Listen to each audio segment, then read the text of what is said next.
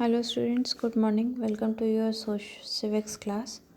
So today we are going to continue the chapter South Asia and Contemporary World. Page number 88, a phrase of political instability. In August 1975, Sheikh Mujibur Rahman was assassinated. The Chief of Army Staff General Ziaur Rahman took the reins of administration in his hands. Assassinated means murder. जो political stability start हो गई थी after the death of Sheikh Mujibur Rahman and जो army की फिर जो पूरी command थी, पूरे स्टाफ की कमांड थी, वो किसके पास आ गई थी? जनरल ज़ियाउर रहमान के पास. In the election held in February 1979, Ziaur Rahman's Bangladesh Nationalist Party (BNP) won majority of seats in the parliament. People's Revolt of 1990 and Restoration of Democracy.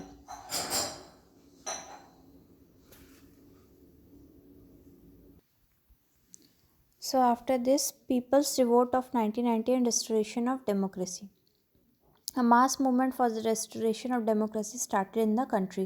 So इतना ज़्यादा जो political instability create हो रही थी, after this people's movement, mass movement start हुआ for the restoration of democracy, कि जो democracy पहले थी वो वैसे ही उसी form में return हो. All political parties actively participated in the movement. General Irshad was removed from the office of Shahabuddin Ahmad, took over the acting president. In the general elections held in 1991, Bangladesh National Party headed by Begum Khalida Zia emerged victorious. So after this, elections held होते हैं in 1991 और who won the elections? Begum Khalida Zia. Begum Zia became prime minister of the country and she became the prime minister of the country. But in 1996, Sheikh Hasina, the daughter of Slan leader Sheikh Mujibur Rahman, was sworn in the president of Bangladesh. But in 1996, Sheikh Hasina became the prime minister of Bangladesh. And in 2001, again Begum Khalida Zia became the prime minister of the country. Caretaker government backed by the army. So the general elections scheduled for January 2006 was cancelled. Since then Bangladesh had been under the military backed government.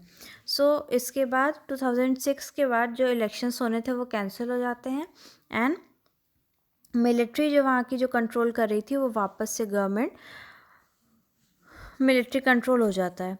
Some measures were taken by the government to cleanse political system for carrying through the necessary electoral reforms. After this, there is a need of clearance in the political system for the electoral reforms. जो भी election से related rules and regulations necessary थे उसके लिए political system को clear करना, जो cleanse out करने का जो प्रोसेस था वो बहुत नेसेसरी था. The election to the Bangladesh parliament was held in December 2008 and Awami League leader Sheikh Hasina was sworn as in the country's new prime minister. Struggle against monarchy in Nepal. Nepal on the path of adopting a new democratic constitution. So monarch means who has a absolute power, king or a queen. Nepal has been till recently the Hindu state in the world, but in 2006 it declared itself to be secular state. पहले नेपाल भी एक Hindu state था पूरे world में, but after 2006 it declared itself to be a secular state. Like other monarchs, the king of Nepal also exercised unlimited powers. जैसे monarch के पास सारी powers होती हैं, absolute powers होती हैं, पूरा control उनके पास होता है, उसी तरह नेपाल के king के पास भी unlimited powers थी. The power to appoint and dismiss prime minister was also vested in him. और प्राइम मिनिस्टर को अपॉइंट करना और उन्हें डिसमिस करने जैसी सारी पावर्स भी किसके पास थी? किंग के पास थी. द मल्टीपल सिस्टम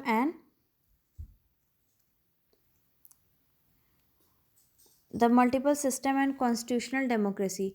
सो जो इतनी पावर्स जो वहाँ के किंग के पास थी, जिसकी वजह से वो बहुत ज़्यादा उसका मिसयूज़ भी हो रहा था पावर्स का, इसीलिए वहाँ के जो जनरल सिटीजन्स थे वो बहुत ज़्यादा रेस्टलेस हो गए थे and they wanted a democracy और pro democracy as a demonstration in Nepal, कि वहाँ पे भी डेमोक्रेसी इस्टेब्लिश हो इन Nepal. Multiple system and constitutional democracy. Under the Constitution of Nepal in 1990, the king gave up the absolute power. So, after the constitution has made in 1990, the king gave up his absolute powers. King सारी जो भी powers उसकी रहती है वो return कर देते हैं. Nepal now became a constitutional monarchy. Nepal अब क्या हो जाता है? Constitutional monarchy. Means constitution run करेगा लेकिन रूल किसका रहेगा? किंग और क्वीन का रहेगा. जो पावर्स किसके पास रहेंगी? कॉन्स्टिट्यूशन के पास रहेगी. किंग और क्वीन, और जो वहाँ पे जो मोनार्च रहेगा वो एक नॉमिनल हेड रहेगा सिर्फ. It has also multi party system. वहाँ पे नेपाल में मल्टी पार्टी सिस्टम भी अब स्टार्ट हो गया था. Assassination of Nepalese king. After this, assassination of Nepalese king also started in June 2001. In 2001, King Birendra, the Queen Aishwarya, and a number of their family members were assassinated, murdered by the Crown Prince Dipendra, who then took his own life. King Birendra's brother Gyanendra became the king of Nepal because of Nepal's poverty and weakness, the weakness of democratic parties and some authoritarian measures taken by the rulers to a Maoist movement has arisen in Nepal in the late 1990s. So जो नेपाल के king और queen थे उनका भी murder कर दिया गया था, पूरी फैमिली का. एंड द वन हु जिन्होंने मर्डर किया था उन्होंने खुद भी अपने आप को किल कर लिया था. ही किल हिमसेल्फ ऑल्सो. आफ्टर दिस जो किंग थे उसके brother Gyanendra became the king of the Nepal. Nepal's march to democracy. The turmoil in Nepal continued.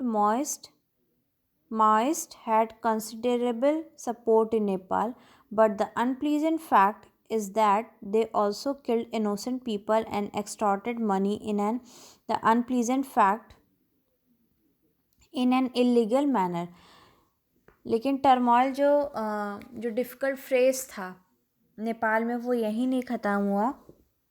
After this जब माओइस्ट मूवमेंट स्टार्ट हुआ था उसमें जब उनको सपोर्ट मिलने लगा था कम्युनिस्ट पार्टी का, जो वहाँ के जो माओइस्ट थे उन्होंने क्या स्टार्ट कर दिया था? वो इनोसेंट पीपल को मारना एंड मनी अर्न करना बाय इलीगल मैनर्स भी स्टार्ट कर दिया था. The king relied on his army to suppress the Maoist revolt. This assumed the form of regular war between the king's force and the insurgent Maoist group. There seemed to be a triangular political conflict between the king's force, the Maoist, and the liberal Democrats. So यहाँ पे एक triangular political conflict बन गया था between the king force, जो king की forces थी वो जो माओइस्ट लीडर थे उनके बीच में, और लिबरल डेमोक्रेट्स के बीच में.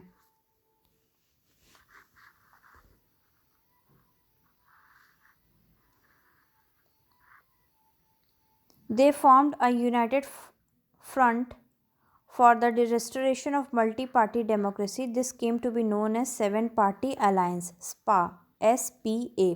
So after this, they formed a united front and the name is given SPA. A democratically elected Constituent Assembly. In May 2008, the Constituent Assembly abolished monarchy and resolved to constitute Nepal into a federal democratic republic. So 2008 के बाद में वहाँ पे constitution assembly ने monarchy जो थी उसको पूरी तरीके से अबॉलिश कर दिया और जो डेमोक्रेटिक रिपब्लिक से जो फेडरल डेमोक्रेसी थी वहाँ पे इस्टेब्लिश किया गया. Ethnic conflict and democracy in Sri Lanka. Sri Lanka emerged as an independent nation in 1948. There have been democratic government in Sri Lanka ever since. Causes of ethnic conflict in Sri Lanka. So what are the causes of conflict in Sri Lanka? Sinhalese are the majority in Sri Lanka. Many of them profess Buddhism. Tamils are also vast in numbers. As a matter of fact, they came to be Tamil Nadu and settled down in North Asian parts of the Sri Lanka. The Tamils are mostly Hindus, although there are mainly Muslims among them. So जो सिन्हलीज majority थी वो कहाँ की थी? Basically Sri Lanka की. और वो कौन से रिलीजन को फॉलो करते थे? बुद्धिज़्म. तमिल्स जो थे उन्होंने जो लार्ज नंबर में थे वो कहाँ सेटल अप हो गए थे? इन Tamil Nadu. In southeastern parts of Sri Lanka, the Tamils are mostly Hindus. और जो तमिल्स थे जो सेटल हुए थे नॉर्थ ईस्टर्न पार्ट में वो कौन थे? मोस्टली हिंदूज थे, लेकिन उसमें कुछ मुस्लिम्स भी थे. Following independence the United National Party formed its government in the country. So जो यूनाइटेड नेशनल पार्टी थी उन्होंने अपनी गवर्नमेंट फॉर्म करके कंट्री में स्टार्ट कर दिया था for the independence. It pursued liberal and secular policies. और वो कौन सी गाइडलाइन फॉलो करते थे? Liberal and secular policies. Sinhalese were declared to be the only official and national language of Sri Lanka. Sinhalese को ऑफिशियल और नेशनल लैंग्वेज श्रीलंका की डिक्लेयर कर दिया गया था. A large number of views were owned by the Tamils. In order to deprive the Tamils their property rights, the bus services along the Colombo port were nationalized. So जो बहुत ज़्यादा जो preference थी वो सिन्हलीज को दी जा रही थी और तमिल्स के लिए हर एक चीज़ बैन लगा दी जा रही थी because Tamils were Hindus and they were not. Sri Lanka में उन लोगों को ऑफिशियली कोई जगह नहीं मिल पा रही थी. सो इसीलिए जो तमिल्स थे उनकी जो तमिल्स की जो डिसकंटेंट था श्रीलंका और सिन्हलीज की तरफ वो डे बाय डे ग्रो हो रहा था. LTTE starts armed struggle to separate Tamil state. In 1958, ethnic riots broke out in many parts of the country. Riots means war-like situation create हो गई थी. The Tamils asked for more power, especially citizenship rights. Tamil की demand क्या हो गई थी? ज़्यादा उनको पावर मिलनी चाहिए, स्पेशली सिटीजनशिप राइट्स मिलने चाहिए. As attack on them went on increasing. क्योंकि जो अटैक्स थे उनके ऊपर वो डे बाय डे इंक्रीज़ हो रहे थे और जिसकी वजह से जो उन्हें सेल्फ रूल था, जो उनको खुद की प्रोटेक्शन के लिए भी रूल्स एंड रेगुलेशंस उनको प्रोटेक्शंस चाहिए थी. So they formed an organization LTTE, liberalization tigers of Tamil Eelam. In 1983, the Sri Lankan forces killed hundreds of Tamils, with the result that thousands of Sri Lankan Tamils sought refuge in Tamil Nadu. So Sri Lankan Tamils ने अपने लिए एक association form की LTTE, जो उनके against जो भी भेदभाव हो रहा था, जो इलीगल चीज़ें हो रही थी, उसको ख़त्म करने के लिए उन्होंने ऑर्गेनाइजेशन को फॉर्म किया. Next is Indo Sri Lankan accord. Accord means agreement. in 1987. This we will continue in our next class.